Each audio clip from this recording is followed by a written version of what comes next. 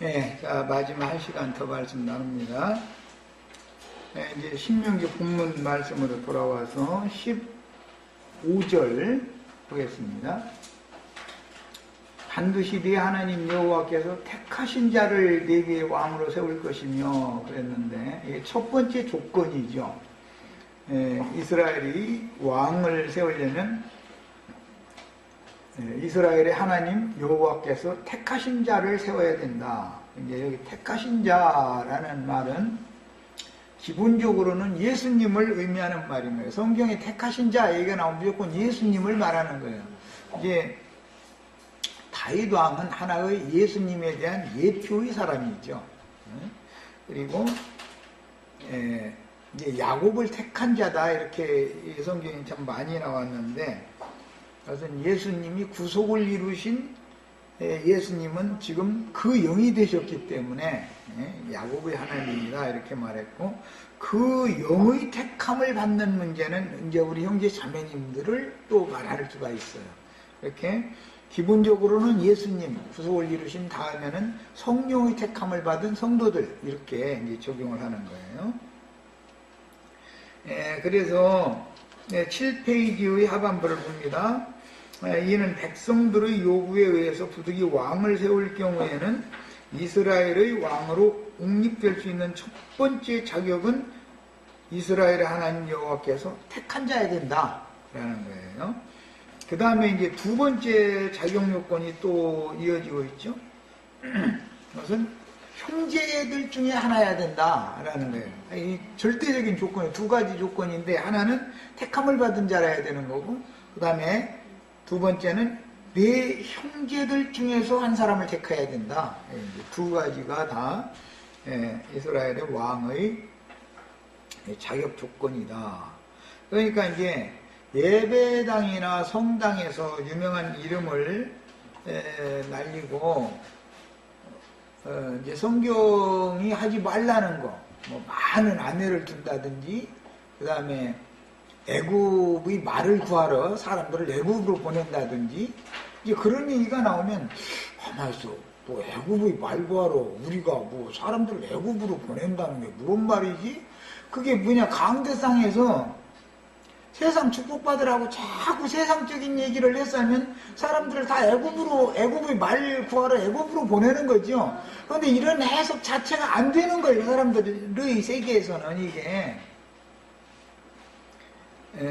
말은 육체요, 애굽은 사람들이다 그랬잖아. 그러니까 세상 사람들과 방불하게 만들어버리는 거예요. 예배당 온 사람들을. 그래가지고 또 이제 아내를 많이 두지 말아라, 왕은. 또 그러면 솔로몬이 뭐 아내를 많이 둔, 이제 그 얘기만 했었는데, 솔로몬이 그 이방 여자들을 왕을 많이 두어가지고, 그것도 이방에서 가난하게 사는 사람들, 뭐 천민들을 아내로 둔 게 아니에요. 전부 이방 나라의 공주를 이렇게 다 모셔온 거지. 그런데 이게 다 뭐냐, 세상에서 뭐 제일 뭐 이쁜 공주라는 건 그 사람들이 보기에 아름답다라는 건 돈 많은 여자를 말하는 것이고, 뭐 하여튼 간단해. 성경에 뭐 사라도 이뻤다 그러고, 리브가도 이뻤다 그러고, 뭐 라헬도 이뻤다 그러고, 다 이뻤다 그러는데, 아름다웠대잖아. 여호와 보시기에 아름다웠다 그러는데, 얼굴이 뭐 아름답고 그런 말을 하는 게 아니잖아. 그게 그 마음에 숨은 사람이 하나님을 향하는 건 진실한 신앙이 하나님 보시기에 이제 이뻤다 그 말인데, 이 세상의 왕족들이 이쁜 여자다 그러면 돈 많은 신자여야 돼, 무조건. 제일 그게 이제 이 이방 나라의 공주님이야. 이게 상징들이요. 그 이방 나라의 여러 나라의 공주님들을 다 모셔다가 예배당에다 앉혀놓고 나서는 설교를 계속 하면은 이제 솔로몬이 이제 자기 이제 씨를 이제 뿌리는 거예요, 말하자면. 이제 부부관계를 맺은 거죠. 그렇게 하면은 이방 여자들이 이방 사상을 다 가지고 그대로 들어온다 이거예요. 히브리인들의 풍속과 히브리인들의 정신세계, 그들의 민족 문화, 이것으로 바꿔야 되는데 바꾸질 않고 이방 나라에 있던 습성 그걸 그대로 가지고 들여다보니까 교회가 세속화될 수밖에 없는 거죠. 당연히 이방 나라인지 하나님도 하나님 구분이 안 되는 거예요.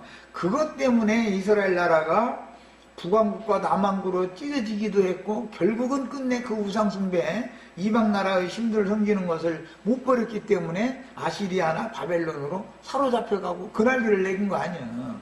이런 이치를 자기네들의 신앙생활을 말한다라는 것으로 깨달아야 되는데 도대체 이게 이렇게 나처럼 가르치면은 그 성경을 멋대로 풀더만 잃어버리는 거예요. 누가 멋대로 푸는 거예요 지금. 성경이 애굽은 세상 나라다 그랬으면은 이건 애굽에서 불러내서 주님 나라로 구별을 시켜야 되는데 주님 나라 가겠다고 예배당에 막 나온 사람들 교족부 내라 해가지고서 신자명단에 올려놓고 나서는 그 다음에는 강대상에서 설교하는 거 전부 애굽으로 말사로 보내는 거예요. 막 애굽으로. 말이라는 건 세력의 신을 말하는 거예요. 세력의 신. 세상 나라의 가장 보편적이고 큰 세력의 신이라는 건 말의 힘으로 상징한 거예요. 이건 뭐냐면 돈의 힘이다 이거예요. 그래서 다니엘서에 보면 바벨론 사람들은 여호와를 섬긴다 해가면서 사실은 세력의 신을 숭상하는 자들이다 그래놨잖아. 그게 무슨 말이겠어? 그 사람들이 뭐 알통 이렇게 해가지고 발치를 메우자 그런 말을 한다는 건 아닐 거 아니야. 세상의 세력, 힘이라고 하는 것은 돈이거든. 기본적으로는 무조건. 그래서 외국의 아름다운 공주님들 많이 모셔온다라는 것은 돈 많은 신자들을 많이 모셔온다라는 말인 거예요. 외국 여자 많이 이방 여자들 많이 취해서 아내를 잡는다 그러지만 이방 나라 중에서 막 힘들고 어려운 그 천민 백성을 데려다가 왕비 삼으려는 뭐라고 하는 거야? 첩이라고 그러지. 첩 삼으려는 없잖아. 예. 성경이 말하고자 하는 의도를 계시가 없다 보니까 교회가 가르치는 이런 말씀으로 해석을 해서 가르치면은 알아듣들 못하는 거예요. 뭔 소리인지 말이야. 왕은 말을 사러 애굽으로 보내지 말라. 그 다음에 이방 여자들 많이 아내로 취하지 말라. 그게 이제 왕이 된 사람의 당연히 해야 될 의무야 이게. 왕의 도리에서. 그런데 이런 얘기를 하면은 그냥 옛날에 솔로몬이 애굽에 말 많아가지고 말 수입하느라고 그냥 사람들은 그 얘기다 잃어버리고 앉았는 거야. 그럴 것 같은 건 그게 무슨 성경이야 그게. 입으로는 하나님의 종, 그리스도의 종 해가면서 실제로는 모세 자리에 앉아가지고 지가 주인 노릇 다 하고 앉았는 게 예배당 목사들이잖아.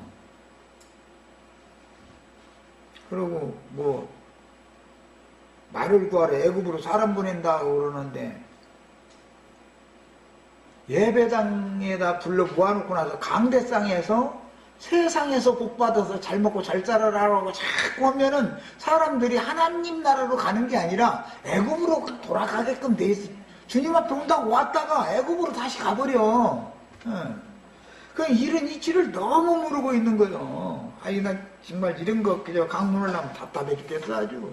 그런데 그 사람들이 들으면 내가 하는 소리 들으면 얼마나 저 사람 말도 안 되는 답답한 소리 한다고 그럴 거 아니요. 세계가 너무너무 다른 거예요. 지금 서로 사는 정신 세계가. 자, 이제 읽어나가겠습니다. 8페이지 중간 그는 병마를 많이 두지 말 것이요.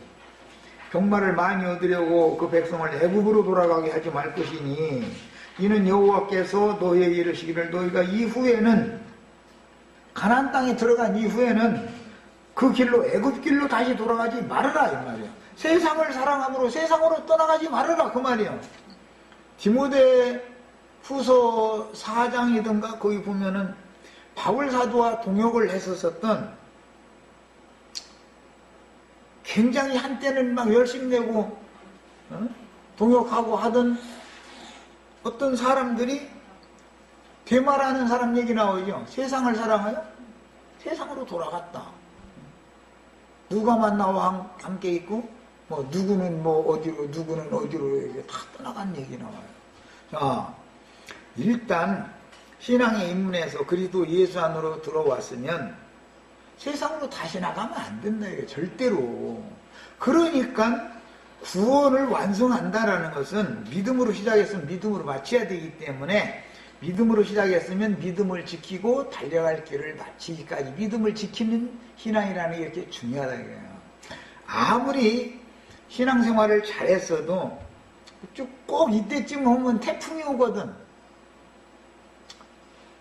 주님의 말씀에서도 세상 끝 추수 때가 되면 바람과 파도의 우는 소리라는 것이 다 밀려오게 돼 있어. 추수를 위해 준비하는 거예요. 그때가 바로 태풍의 무화과 나무가 흔들려서 떨어지는 그때가 오는 거예요. 마태복음 7장에서도 보면 반석 위에 지은 집이 아닌 모래 위에 지은 집에 있는 사람들은 창수가 나면 다 무너짐되는 거잖아. 창수라는 게 뭐야? 추수 때가 되면, 마지막 추수를 할 때가 되면 반드시 창수를 보낸다 이거예요. 노아의 심판 때와 같은 증상이 오고 태풍을 보낸다고요. 그럼 지금 오늘날 이 태평양 바다에서부터 불어온 태풍이 돼가지고 이렇게 지나가다 보면은 사과동사 다 된 거, 배동사 다 된 거 아주 줄줄이 다 떨어지게 만들어버리면 1년 농사 못 것이잖아. 다 결실한 건데 지금 며칠만 더 기다리면 수확기인데 그렇게 될 수 있는 것이다. 신앙생활을 한 번 시작했다 해가지고서 결실해서 올익은 곡식으로 천국 곳간에까지 데려감을 받는 때까지 믿음을 지키고 달려갈 길을 마쳐야 되는 것이지, 중간에 세상으로 떠나가는 이치는 세상과 세상에 있는 것들을 사랑하는 마음을 근본적으로 그 사람의 영혼 속에서 끊어내게 만들었어야 되는데, 목회하는 사람이 그걸 점점 더 끈을 더 두껍게 동아줄을 만들어줘 버려 자꾸. 그날도 끊어버려야 되는데, 그래가지고 추수기가 됐으면 논바닥에 물을 말리야지 곧 배를 베일어 들어갈 판인데, 심을철도 아닌데 베일철에 물 잔뜩 갖다 논에다 물 대놓으면 뭐가 되냐 이거예요. 그 물이란 건 뭐예요? 세상의 영이잖아. 세상의 영.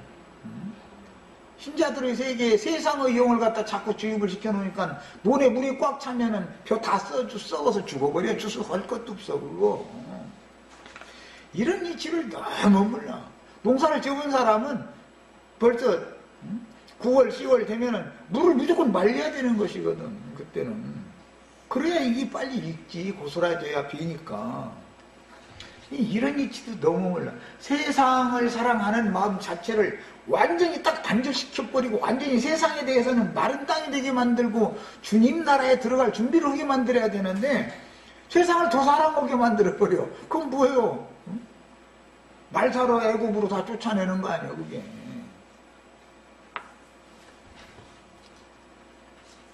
말이라고 비유했지만 노골적으로 말하자면은 이제 세상의 육체의 힘을, 세상의 힘을 말하는 세력을 말하는 건데, 사실은 돈을, 제일 중요한 건 돈이야. 우리 같은 사람 보고 국회의원 장관 시켜주고 대통령 시켜주고 할 일은 없으니까, 별로 여기는 소망 없는, 그런 쪽까지는 소망 없으니까, 돈이라는 것이 사람의 마음을 사로잡아 놓으면은 이 세상 임금의 대표가, 세상 신의 대표가 재물인 건데, 재물신에게 사람의 영혼이 사로잡혀 버리면은 다 교회 생활에서 떠나가게 돼 있지, 교회 생활로 더 들어오게 돼 있지가 않은 거예요. 이런 이치를 잘 깨달을 필요가 있어요. 그래서 우리는 말씀 나눌 때 세상 축복 빌어주는 얘기를 않기 때문에 손님이 안 오지만, 이것은 물을 말려야만 주님 나라로 들어갈 수 있다는 것을 알아야 된단 말이야. 이제 또 이렇게까지 이제 하면, 그럼 여태 고생하고 살았는데 헐고 거지 돼야 되냐고, 또 이제 거지까지 들 건 없고, 주님께서 주시는 대로 정직한 손으로 일을 하고 지족하는 마음을 배우고 살고 이러라는 말이죠. 주님은 말을 타고 거룩한 성에 입성하시는 게 아니라 반드시 나귀를 타고 입성하신다고 그랬어요. 그럼 무슨 뜻이에요? 세상의 힘을 힘입어서 예루살렘 성에 들어가는 게 아니다 이거예요. 나귀를 타고 예루살렘에 들어가는 것은 겸손한 자의 특징이란 말이에요. 말 타고 다니면서 거드름 떨면서 겸손한 척은 또 혼자 다 해요 또. 아이고. 자, 이사야 9페이지 하반부를 보겠습니다. 이사야 31장 1절로 3절에 도움을 구하러 애굽으로 내려가는 자들은 화 있을진저. 이것은 도움을 구하러 간다는 것은 말 사러 간다라고 아까 신명기에서는 표현을 그렇게 한 거예요. 말의 힘을 즉 말하자면 말의 힘을 구하러 자꾸 애굽으로 내려가면 망하게 돼 있다 그 말이에요. 그런데 그들은 여호와를 의지하는 게 아니라 말을 의지하여 하며 병거의 많음과 마병의 힘이 강함을 의지한다. 병거, 말이 끓는 수레라는 말은 우리 육체는 전부 수레로 상징되는 거예요. 우리 육신은 전부 수레예요. 그래서 엘리야를 하나님이 데려가실 때 불말이 끄는 불수레를 태워가지고 데려갔다는 거잖아요. 그것은 육체가 이 세상 불시험을 통과를 함으로 그 영혼이 하나님께 올라갔다, 승천을 했다 그 말인 건데, 불로 되어 있는 뭐 말이나 불로 되어 있는 수레가 어디가 있어. 다 영적 표현이지. 세상은 풀무불이기 때문에 이 세상의 풀무불 속에 하나님의 종이 육신을 입고 버려졌다. 세상에서 박해를 받고 죽임당하니까 그 영혼이 하나님께로 승천을 했다 그 말이지. 무슨 놈의 엘리야가 불말과 불병거 타고 막 어린이 찬송에 보면 불말과 불병거 타고 엘리야 승천은 어린이 찬송 있죠. 그런 식이니 도대체 이런 사람들한테 어떻게 이것을 다 가르치겠어. 말이라는 것은 육체를 말하는 거예요. 말의 힘이라는 것은 육체의 세력을 말하는 것이니까 실제적으로는 세상 재물을 말한다 이거예요. 보편적인 사람들로 보자면. 그 다음에 이제 그렇게 하는 사람들은 마병의 힘이 강함을 의지하고 이스라엘이 거룩하신 이를 앙모하지 아니하며 여호와를 구하지 아니하나니 여호와께서도 지혜로우신즉 재앙을 내릴 것이라. 어떻게 재앙을 내리냐? 그의 말씀들을 변하게 하지 아니하시고 일어나사 악행하는 자들의 집을 치시며 행악을 돕는 자들을 치시리니 애굽은 사람이요. 이게 이제 그냥 사람이요라고만 했는데 세상 사람이다 그래요. 세상 사람. 애굽은 신이 아니다. 그런데 왜 애굽에 도움을 구하러 가냐? 하나님께 신께 도움을 구해야지. 지금 그 말이야. 그들의 말들은 육체요. 애굽의 말이란 건 육체를 상징하는 것이죠. 영이 아니다. 여호와께서도 그의 손을 펴시면 돕는 자도 넘어지며 도움을 받는 자도 엎드러진다. 돕는 자라는 건 뭐예요? 세상 재물 가지고 헌금 잘 내는 사람 엎드러져. 엎드러지면 멸망받는 거예요. 그 다음에 도움을 받는 자는 헌금 내라 해가지고서 헌금 받아 먹는 놈들 전부 엎드러지게 돼 있어. 같이. 헌금 잘 내는 신자와 헌금 받아 먹는 연놈들은 다 같이 엎드러져 죽게 돼 있어. 막 이제 또 이렇게 말하면, 이렇게 가르치면은 그러면 목사님 오고 예배당 헌금 잘 내는 부자 신자들은 다 멸망받느냐고. 아이 성경대로 멸망받는다고 돼 있으면 멸망받는 거지. 그럼 어떻게 할 거예요? 뭐야? 그걸 내가 하는 말이에요? 성경에 이렇게 돼 있는데.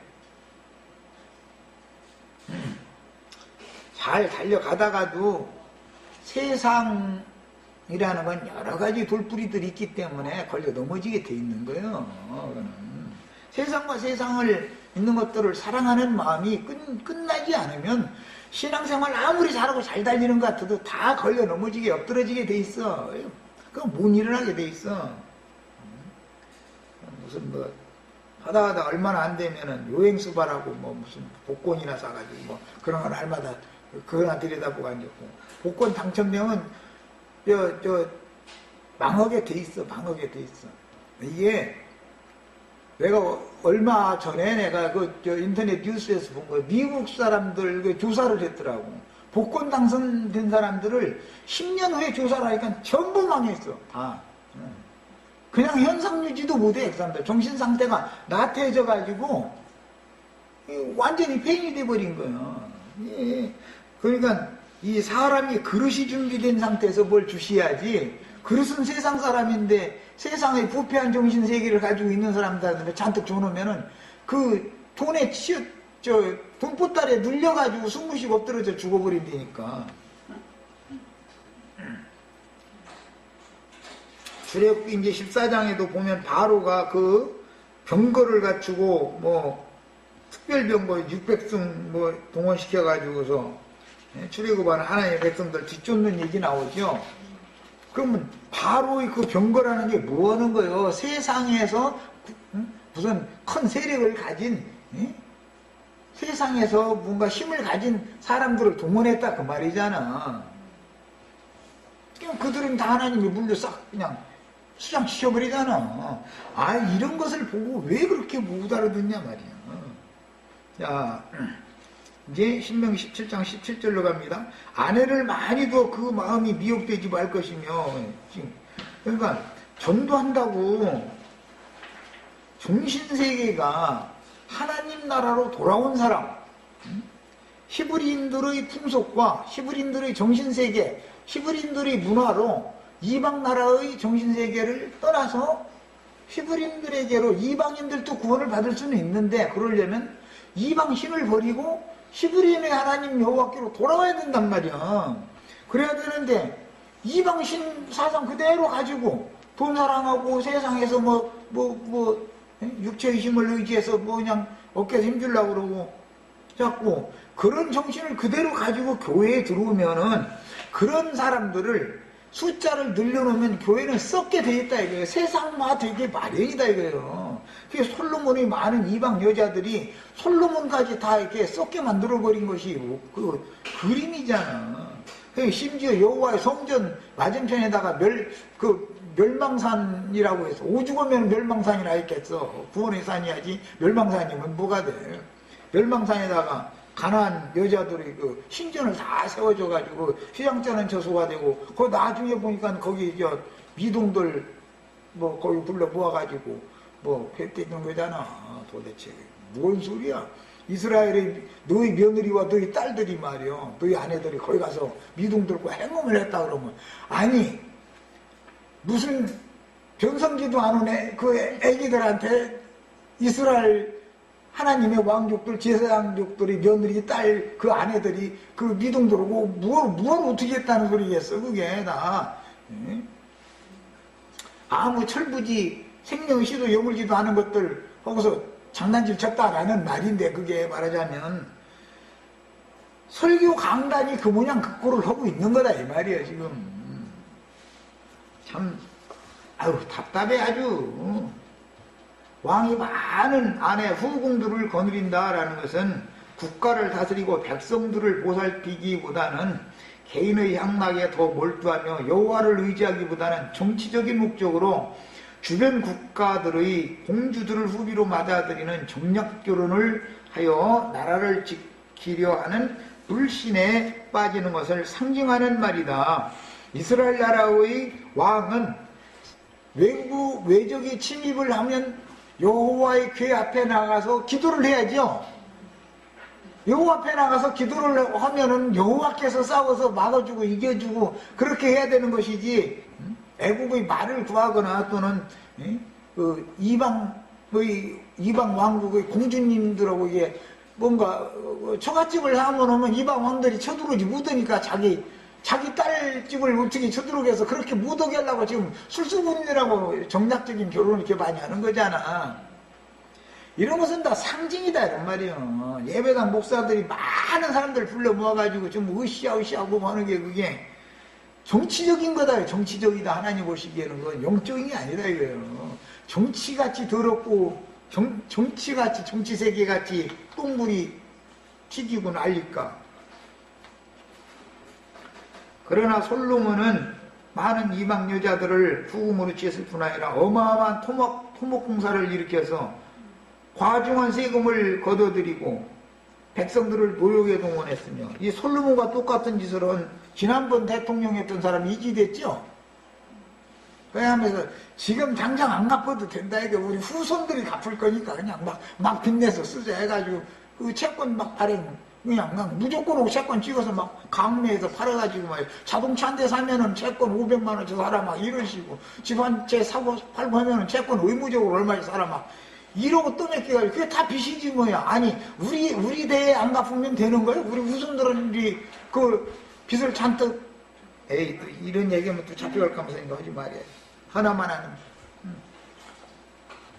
그게 다 꼼수지 뭐냐 이거요. 우리 후손들은 우리는 빚을 졌지만 어떻게든지 빚을 줄이고 후손들한테는 빚을 물려주지 말자 이렇게 정치를 해야 되는 일이지. 세상에 솔로몬과 똑같은 짓을 하는 거예요. 그 다음에 과중한 세금을 이렇게 걷어들이고 백성들을 노역에 동원했으며 뭐 현대적으로는 뭐 포크레인 동원하면 되니까 뭐 백성들 노역할 게 동원할 일도 별로 없었지만은 어쨌든 간에 구약시대는 백성들을 다 노력으로 해야 되니까 어떤 일을 하려면 주변 국가의 공주들을 아내와 후비의 첩들로 맞아들인 결과적으로는 이방 나라의 침략을 받지 않고 이스라엘 나라가 부강을 누려보겠다고 정략적으로 그렇게 한 것이지만 그 결과 오히려 나라가 망했다 이거예요. 우상들이 들어오게 되고 하나님이 우상을 버리라고 선지자들을 보내서 아무리 얘기를 해도 막무가내는 거야. 이제 그거는 맞들려 놨거든. 이방신 섬기는 것이 재밌으니까. 그리고 백성들은 궁핍과 도탄에 빠졌다. 아주 못된 놈이야. 이거 생각만 하면 지난번 이 빛이 안 뜯긴 이놈은 부자들은 오히려 감사해주고 말이야. 그게 말이라고 하는 소리요?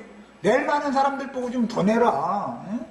당신들이 이게 나라에 대해 협조를 좀 하지 않으면은 이 나라 형편이 어렵지 않냐 이렇게 그 사람들을 설득시켜야 되는데 그 사람들은 비용 맞춰주고 없는 사람들 것은 뭐 이번에도 또 이제 하다 한다더니 또 뭐 이제 좀 이제 시끄럽게 됐더만 이제 분명히 시끄러워질 거야 이제 이렇게 하면 몇 받은 게 때려 잡아도 꼼짝 못하고 허란한테 헐만한 사람들한테나 이러고 맘맞으니까 힘 있는 사람들한테는 가서 뭐 찔찔매고 말이야. 그게 무슨 놈의 왕이야 그게.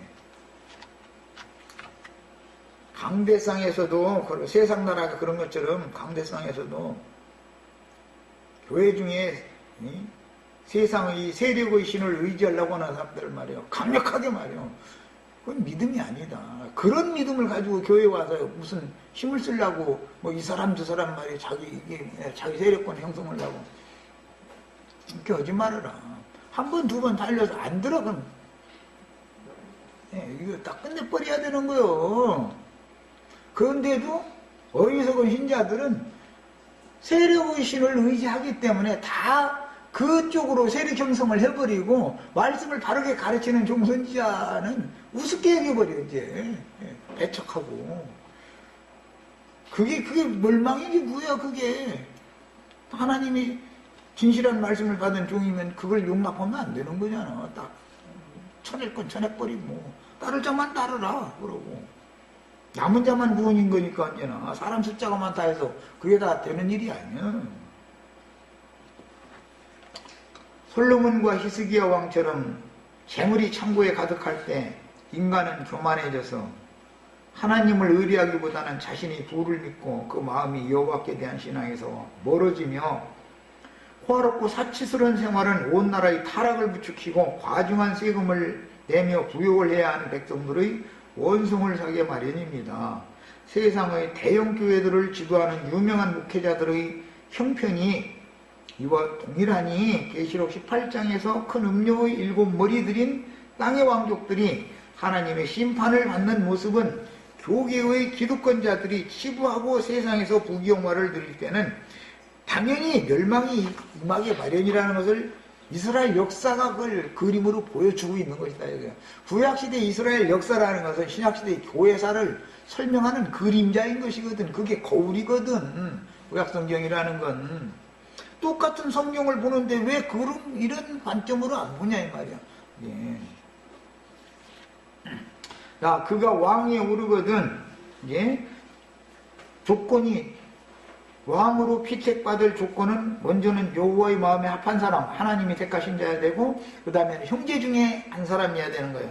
그 다음에 그 사람 왕이 되면 애국으로 말살아 보내지 말아야 되는 것이고, 그 다음에는 아내를 많이 취하면 안 되는 거예요. 즉 말하자면 대형 교회를 세워가지고 세상 축복 빌어주는 그런 설교를 하면 안 된단 말이에요. 절대로. 목회자라면 말이에요. 하나님이 세운 왕이라면, 하나님 나라는 교회를 말하는 건데, 교회에서 목회를 하는 사람 하나님 나라의 왕족으로 상징이단 말이야. 자, 그러면 하나님 나라인, 참 이스라엘 나라인 교회에서 양무리를 책임진 하나님의 종으로 위임을 받았으면은 당연히 양무리들을 가르쳐서 세상 신을 의지하게 애국으로 보내면 안 된단 말이에요. 절대로. 많은 아내를 취하면 안 되는 거예요. 그냥 많은 수가 모이는 것을 지향한다라는 말은 우리 교회가 썩어도 좋다라는 뜻과 같은 말이야 사실은. 절대로 그게 신앙의 순결성을 지키지 못하는 교회는 주님이 그 아내로 취하는 교회가 아니다라는 걸 알아야 되는 것이거든. 사람들은 시온산에 서서 기다리시는 어린 양 앞에서는 14만 4천이 대래 절대 못 들어가는 거예요. 이런 거 간단한 이치를 왜 그렇게 몰라 도대체. 그 다음에 이제 왕이 되면은 이 율법서다 그랬는데, 이제 신명기 중에서도 이 왕의 규례, 율례, 이것을 등사, 복사해가지고 평생 자기 옆에다 두고서 날마다 그거 읽어야 된다는 거예요. 인치려고 그러는 거 아니야. 왕도라는 게 어떤가, 즉 목회라는 걸 어떻게 해야 되는가를 자꾸 목회자들에게 하나님의 나라인 교회에서는 그 목회자가 그게 하나님이 세운 왕족들인 건데, 그 사람들 목회하는 방법을 타락되지 않게 만들려고 지금 이렇게 지시한 거 아니냔 말이에요.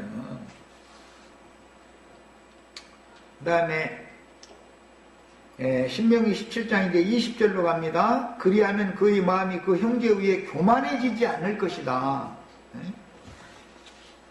인간은 풀어놔두면은 난 이제 오늘부터 교만해지야겠다 해가지고 교만해지는 사람 하나도 없어. 자동적이야. 이것은 아주 교만의 근성이 모든 인간 속에 다 있어. 그리고 뭐 교회 신자들이 막 기하급수적으로 막 늘고 막 아따 이 말씀 이런 말씀이 어디가 있느냐고 막 이렇게 막 할렐루야 아멘 해주고 마냥 이러면은 그 목회가 금방 썩어버려. 금방 썩어버려. 하나님을 떠나게 돼 있는 거예요. 사람이 안 모여야 돼. 안 모이면 기도하게 돼 있어. 7, 80년대에 신학교 갓 졸업해가지고 전도사라고 해가지고 자기 부인하고 자기 아들하고 뭐 지하실 뭐 한 칸 얻어가지고 보루박스나 가만히 떼기나 이런 거 깔고 막 크게 앉아서 막 사람 보내달라고 기도하고 눈물을 흘려가면서 막 기도하고, 그럴 때는 은혜가 있지. 그때가 진실한 사람이지. 벌써 몇십 명 모이기 시작해가지고 지하에서 지상으로 올라왔다 하면 벌써 별 달고 나와가지고 이상해져 왜 사람이. 그리고 자기 부인한테도 막 자기 부인도 목사님 이러고, 또 저 신자들 앞에서 자기 저 부인 보고는 또 막 사모님 또 이러고 앉았어요. 그래서 높여달라 이거지 막. 그 양심에 찔리지도 않아 그게. 평상시 하던 대로 하면 뭐 어디가 덧나?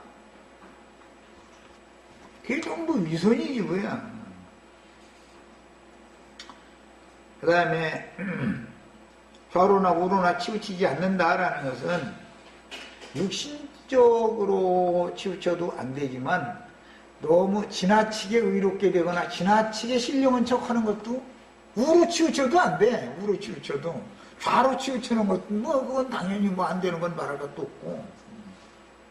그런데 오늘날 많은 병 걸린 사람들 보면은 세상 교회야 다 좌로 치우쳤으니까 뭐 그거 말할 것도 없지만, 나름대로 나름대로 히브리어 헬라 어쩌고 하는 사람들은 전부 우로 치우쳐가지고, 아니 극우주의자들이 완전히 세상 나라 멸망시키는 것은 극우주의자들이 전쟁을 다 일으켜 보면.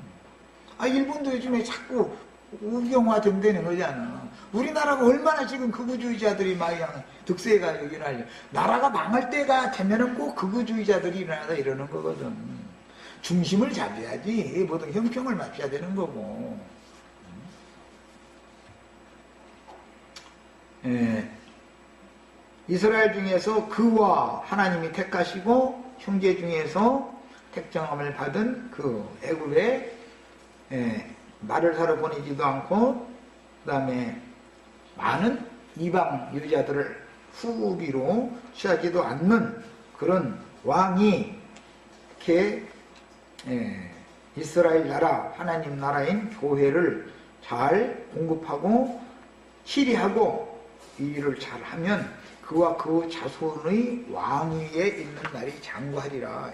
이것은 다윗에게 훗날 이 말씀이 이제 약속이 되어지죠. 나단 선지자를 통해서 네 위에 앉을 자들을 여호와 하나님께서 끊어지지 않게 해주겠다. 이 약속이죠. 이런 약속을 우리는 믿어야죠. 열심히 말씀을 진리를 진리대로 가르치면 내가 죽어도 다 주님께서 이렇게 해서 세워가지고 다 대를 이어서 사역을 잘 하게 돼 있어. 그 다음에 이스라엘 백성들은 모두 하나님의 아들들이요 왕으로 옹립된 자라도 형제들 중의 하나이므로 세상 나라 군주들처럼 정치, 종교, 사회, 군사 등의 모든 권력을 모남용하여 백성들 위해 군림하지 말아야 하는 것을 왕의 기본적인 도리였습니다. 그러나 이스라엘 왕들은 이 중요한 율법을 범했으며 신약교회에서 양무리를 인도하는 직임을 맡은 자들 역시 이스라엘 나라라는 것은 교회를 상징하는 거야. 하나님 나라라는 것은 신약성경 보면 너희는 그의 나라요 다 이렇게 돼 있잖아. 교회 고린도 교회가 하나님의 나라다. 너희를 피로 사서 나라와 제사장으로 삼으셨다. 나라라는 것은 이스라엘 나라라는 것은 참 이스라엘 나라는 교회를 말하는 거예요. 이제 교회에서 왕노릇 한다라는 말은 교회를 어떻게 목양을 하는 사람이 되느냐 지금 그걸 말하는 거예요. 이게 영적 해석이 필요해 이게 그래서. 그래서 양무리를 맡아 인도하는 직임을 맡은 자들 역시 자신은 부활하신 주님의 형제들 중의 하나라는 인식이 없어질 수가 있다. 사람이 교만해지면. 그럼 없어지면 뭐가 돼요? 나는 성직자, 너는 평신도 이게 굳어진다 이게 점점. 그럼 형제라는 의식이 없어져 버리는 거예요 이제. 형제라는 말이 얼마나 중요한지를 모르어서 그러는 거예요. 형제라는 것은 한 하나님의 영으로 낳은 영적 아들들이다 지금 그 말인 건데 하나님의 아들들만이 하나님 나라의 형제들이잖아. 자, 그래서 그 형제 위에 교만이 행치 아니한다라고는 이제 말씀이 나왔는데 이스라엘의 왕은 백성들의 형제여야 한다는 명령은 이방인들의 왕 군주라는 개념과 전적으로 다른 것을 보여주는데 이방 나라들의 왕은 곧 하늘이자 신, 또 신의 아들이요 그의 생각과 말이 곧 법이었으며 백성들에 의하여 떠받들려졌지만 이스라엘 왕국은 형제들의 왕국이라는 것을 명백하게 알 수 있고 이것이 신정국가다 그래요. 이스라엘 나라는 신정국가다 이거예요. 이방 나라들과는 다른 거단 말이에요. 자, 마태복음 12장 46절로 50절에 예수께서 우리에게 말씀하실 때 그의 어머니와 동생들이 예수께 말하려고 밖에 섰더니 한 사람이 예수께 여짜오되 보소서 당신의 어머니와 동생들이 당신께 말하려고 밖에 서 있나이다 하니 말하던 사람에게 대답하여 이르시되 누가 내 어머니이며 내 동생들이냐 하시고 손을 들어 제자들을 가리켜 이르시되 나의 어머니와 나의 동생들을 보라 그랬다는 거예요. 육신적인 마리아가 어머니가 아니고 제자들이 예수님 어머니다라고 지금 말했다는 거예요. 또 제자들이 예수님 동생들이다. 이거 육신적인 마리아가 낳은 동생, 예수님 동생들이 있었지만 그걸 예수님 동생이라고 보지 않았다 이거예요. 누구든지 하늘에 계신 내 아버지 뜻대로 하는 자가 내 형제요 자매요 어머니라 하시더라 그랬어요. 예수님의 아버지 하나님의 뜻대로 하는 자만이 예수님, 왕 중에 왕이신 예수님의 형제가 우리는 그러니까 형제님이라고 부르는 말이 이게 보통 문제가 아니에요, 지금. 그런데 목사님이나 신부님 보고 형제님 한번 가서 한번 해보세요. 응? 기분 나빠가지고 자기를 무시한다고 생각할 거예요. 하나님의 아들 예수님의 형제님보다 더 높은 지위가 이 우주 가운데 어디가 있을 거예요? 목사가 높아? 예수님의 형제가 높아? 응? 예, 진짜 참 이런 사람들 가르친다는 게 이게 보통 문제 아니야. 그들의 생각에는 형제 자매 이렇게 부르면은 평신도들 보고 하는 소리고, 그들의 생각에는 목회하는 사람들 보고 형제라고 부르면 안 되는 거예요. 목사님이라고 부르고 신부님이라고 불러야지. 이러고 앉았단 말이지 지금. 목사님, 신부님이라는 말은 당신은 사탄의 사자다라는 말인 것이고, 형제님 형은 하나님의 아들이다, 당신이 나다 그 말인데, 이게 정말 참. 그러니까 이것은 생명률을 너무 모르니까 지금 이런 현상이 온 거예요. 요한복음 20장 16절로 18절 읽습니다. 예수께서 마리아에 하시거늘 마리아가 돌이켜 히브리 말로 라보니요 하니 이는 선생님이라는 말이라. 예수께서 이르시되 나를 붙들지 말라. 내가 아직 아버지께로 올라가지 아니하였노라. 너는 내 형제들에게 가서, 부활하신 예수님 형제들이 누구예요? 이르되 내가 내 아버지 곧 너희 아버지 내 하나님 곧 너희 하나님께로 올라간다 하라 하시니, 막달라 마리아는 실제로 이제 내 형제들에게 가라고 그랬는데 마리아는 제자들에게 갔잖아. 야, 주님의 제자들이 예수님 형제들이죠. 야, 그러니까 예수님의 형제가 될 생각을 해야 하나님의 아들들이 되는 얘기인 것이지, 목사님이 될 생각하면 안 된단 말이야. 신부님이 될 생각하면 안 되는 거예요. 그거는 성경이 하지 말라는 것만 골라서 해, 이상하게 아주. 제가 우리는 아주 이제 보편적으로 성경이나 신부님이나 목사님이라는 단어 자체가 없다. 이제 이렇게 하면 없을지라도 막 이렇게 나오면, 아니 성경이 없으면 없는 것이 없을지라도 하는 건 또 무슨 일이야 그게.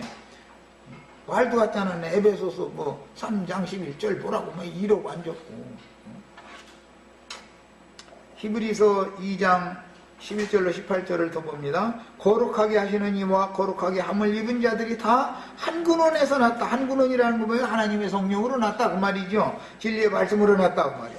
그러므로 형제라 부르시기를 부끄러워하지 아니하시고, 예수님도 세상에 태어날 때 아버지 말씀으로 났죠. 말씀이 육신에서 보내심을 받은 거죠. 자, 진리의 말씀으로 났으면 다 예수님과 형제다 이거예요. 형제. 예수님을 형제라 했다고. 그거 불경하다고.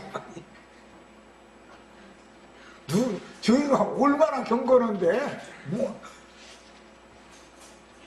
이르시되, 예수님이 당신의 제자들 보고 내 형제와 자매들을 봐라.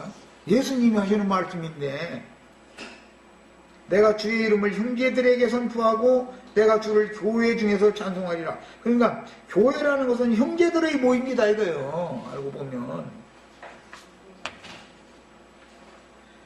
성경에 이렇게 명백하게까지 해놨는데도 계시록에 보면 요한이 주님의 제자로서 사도였죠. 계시록을 쓴 요한이 사도 요한이잖아요.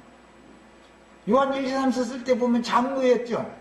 장로는 누구에게 편지한다. 장로였어요. 계시록에 가면 나 요한도 너 형제요. 형제가 됐어. 이게 사도가 장로가 되고 장로가 형제가 됐어. 기독교식으로 말하면 뒤로 후퇴한 거예요. 그게 지금 말하자면. 목사님이 평신도 된 얘기니까 말하자면. 평신도들이 신학교 갔다 오면 목사님 되는 것은 거꾸로 가는 거다 이 말이에요 지금. 고속도로 역주행 오면 대형 사고 나게 돼 있어. 왜 거꾸로 가? 성경이 가라는 대로 가야지. 자, 시간이 됐으면 이 말씀 빨리 읽고 마치겠습니다. 또 다시 내가 그를 의지하리라 하시고 또 다시 볼지어다 나와 및 하나님께서 내게 주신 자녀라 하셨으니 자녀들은 혈과 육에 속하였음에 그도 또한 같은 모양으로 혈과 육을 함께 지니심은 죽음을 통하여 죽음의 세력을 잡은 자 곧 마귀를 멸하시며 또 죽기를 무서워하여 한평생 매어 종로로다는 모든 자들을 도와주리 하심이니 이는 확실히 전사들을 붙들어 주리 하심이 아니요 오직 아브라함의 자손들을 붙들어 주리 하심이라. 아브라함의 자손들은 전부 형제가 되는 거다 그 말이야 지금. 그러므로 그가 범사에 형제들과 같이 드심이 마땅하도다. 범사에 그러니까 목회하는 것도 형제들과 같이 되고 뭐 신앙생활을 같이 하는 거 모든 면에서 다 특별한 지혜를 자제하지 않았다 이거예요. 부활하신 주님은. 이는 하나님의 일에 자비하시고 신실한 대제사장이 되어 백성의 죄를 속량하려고 하심이라. 그가 시험을 받아 고난을 당하셨은즉 시험받는 자들을 능히 도우실 수 있느니라. 빌립보서 2장 25절 그러나 에바브로 디도를 너희 보내는 것이 필요한 줄로 생각하노니 그는 나의 형제요. 에바브로 디도는 바울사도의 형제였어요. 육신적인 형제가 아니잖아요. 이거는 함께 수고하고 함께 군사된 자여 너희 사자로 내가 쓸 것을 돕는 자라. 골로새서 4장 7절에 두기고가 내 사정을 다 너희에게 알려드리니 그는 사랑받는 형제요 신실한 일꾼이요 주 안에서 함께 된 종이라. 이게 사역자들은 호칭이 뭐여서 결국 알고 보면 다 형제들이었죠 지금. 네? 목사라는 호칭으로 뭘 하는 게 아니다. 신부라는 특별한 어떤 호칭을 가지고 뭘 하는 게 아니었다 이거예요. 성경에는 계시록 1장 9절 나 요한은 너희 형제요. 여기. 복음서에서는 사도였어요. 서신서에서는 장로였어요. 계시록 완성에 가서는 형제요. 예.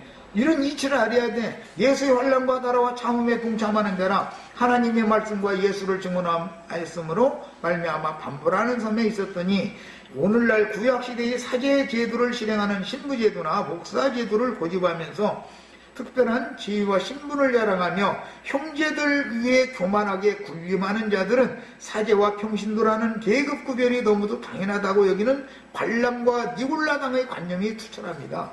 그들은 하나님께 버림을 당한 사울 왕을 본받는 교권주의 신앙이기 아브라함과 다윗의 자손 예수님이나 사도들의 신앙과 같이 한 분 아버지 하나님의 성령께서 난 아들인 형제들의 신분이요 주님과 그 왕국을 위하는 충성들은 종의 신분과 지위가 아니고 모세의 자리에 앉아서 불임하는 자들이라는 증표다. 여기까지 해서 마칩니다.